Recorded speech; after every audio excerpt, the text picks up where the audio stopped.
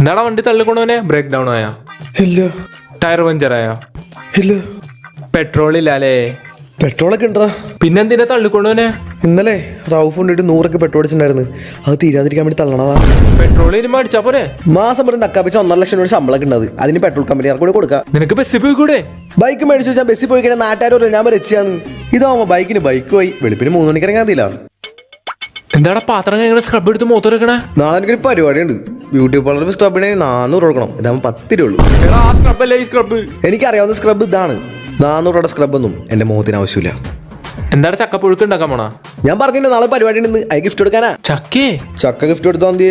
ഒരു gift paper ഇട്ട് പോയി ചക്കയിലും മാങ്ങയിലും തേങ്ങയിലും എല്ലാം ഗിഫ്റ്റ് തന്നെയാ. എന്നാലും ചക്ക മാസം ഒരു നക്കാപ്പിച്ച 1.5 ലക്ഷം രൂപയുടെ ശമ്പളമൊക്കെ ഉണ്ടെന്ന്. ഇനി ഗിഫ്റ്റ് പേപ്പർ അങ്ങനെ 10 രൂപ ആണോല. എടാ പണ്ടെങ്ങാനും നിനക്ക് ഗിഫ്റ്റ് കിട്ടിയ പേപ്പർ എന്തെങ്കിലും ഇരിപ്പുണ്ടാവും.